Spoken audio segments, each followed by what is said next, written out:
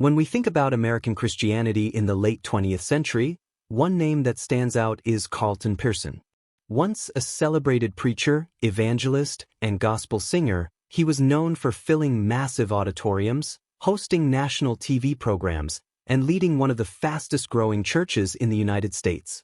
But today, when people ask, "Where is Carlton Pearson's church now?" the answer is complicated, layered with controversy, personal struggle, and a redefinition of faith itself. This is the story of a man who went from the heights of evangelical celebrity to the depths of rejection, yet never stopped preaching. Let's dive deep into what happened to Carlton Pearson's church, why it collapsed, and where it stands today. Born in 1953 in San Diego, California, Pearson grew up in the Pentecostal tradition. After attending Oral Roberts University in Tulsa, Oklahoma, he became a close protege of Oral Roberts, one of the most influential televangelists in American history. Under Roberts' mentorship, Pearson was groomed for greatness. By the 1980s and 90s, Pearson had founded his own congregation, Higher Dimensions Evangelistic Center, in Tulsa. Known simply as Higher D, it quickly exploded in membership. At its peak, the church attracted over 6,000 members weekly. Pearson was a magnetic speaker, charismatic, passionate, and deeply gifted musically. He often combined fiery preaching with gospel music, making his services feel like both a revival and a concert. His church became a hub for believers across racial and denominational lines, drawing in people from diverse backgrounds. On top of that, Pearson was a regular guest on Trinity Broadcasting Network, TBN, spreading his influence to millions of homes across America. By the late 1990s, he was on the verge of becoming one of the leading figures in global Christianity. But then came the turning point. In the early 2000s, Pearson had what he described as a spiritual awakening. As he wrestled with the traditional teachings of hell and eternal damnation, he came to a startling conclusion. He no longer believed that a loving God would condemn people to eternal punishment. Pearson began preaching what he called the gospel of inclusion, the idea that everyone, regardless of religion, faith, or belief, was already saved through Christ. To him, hell was not a literal place of eternal torment but a metaphor for suffering in this life. This theology directly challenged centuries of Christian doctrine. For the evangelical establishment, it was nothing short of heresy. Almost overnight, Pearson went from being a celebrated preacher to an outcast.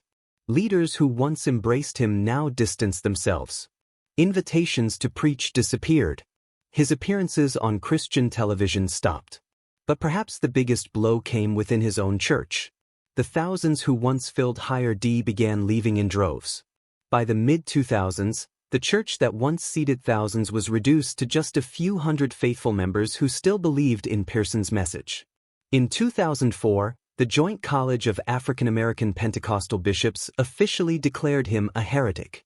For someone raised in the strict Pentecostal tradition, this was devastating. Still, Pearson refused to recant.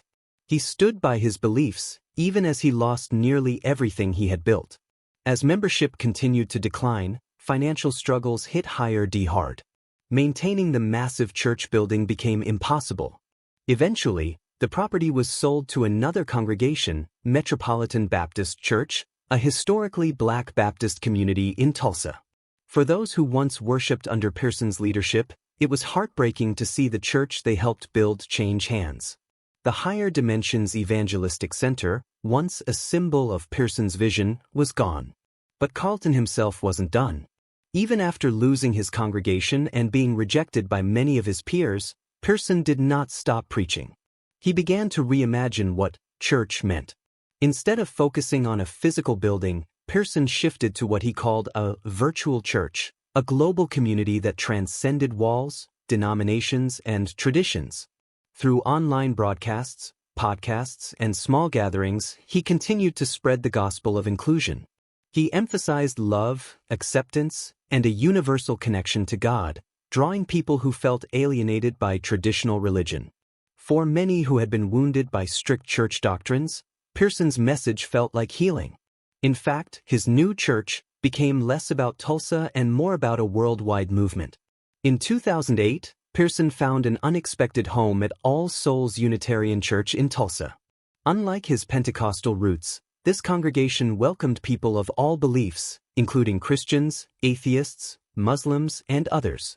All Souls offered Pearson the chance to preach freely, without fear of censorship. Though it wasn't the same as leading a megachurch, it gave him a platform and a supportive community. Many of his remaining Higher D members followed him there, blending into the Unitarian environment. While it wasn't his church in the traditional sense, it became a place where his voice could still be heard. So, what happened to Higher Dimensions Evangelistic Center? The physical church no longer exists under that name. The building is owned by another congregation, and the once thriving megachurch is a memory of the past. But Pearson's vision of church didn't die. It transformed. Today, when people ask, where is Carlton Pearson's church now? The answer is not about a building but about a movement. His church exists in the people who still embrace the gospel of inclusion, in the online platforms he created, and in the countless lives he touched with his radical message of unconditional love. In many ways, Pearson's church is everywhere, because it lives in those who refuse to believe that God excludes anyone. For years, Carlton Pearson's story circulated quietly among Christian communities. But in 2018, it gained global attention through Netflix's biographical film, Come Sunday. The movie, starring Chiwetel Ejiofor as Pearson, dramatized his rise, fall, and embrace of the gospel of inclusion. It also highlighted the painful cost of standing against mainstream Christian doctrine, losing friends, his church, and his reputation. While some viewers saw him as a brave truth-teller, others labeled him a false prophet.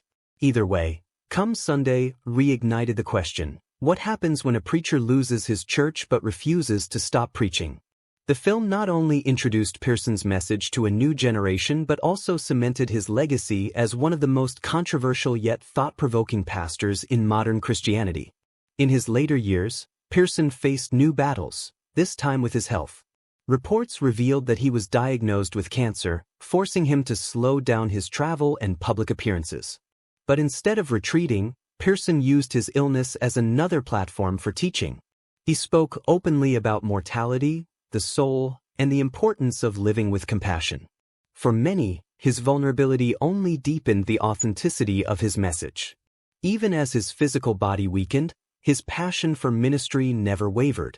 Whether through Facebook Live broadcasts, small gatherings, or podcasts, he remained committed to spreading love and inclusion. Although Higher Dimensions no longer exists, Pearson's impact on Tulsa and American Christianity cannot be denied.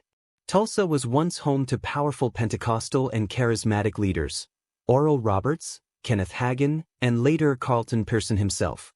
Pearson brought something unique, a racially diverse, musically vibrant megachurch that welcomed people who felt out of place elsewhere. Even critics admit that his ability to bridge communities was rare. Many black and white Christians worshipped side by side at Higher D, something not often seen in the segregated South.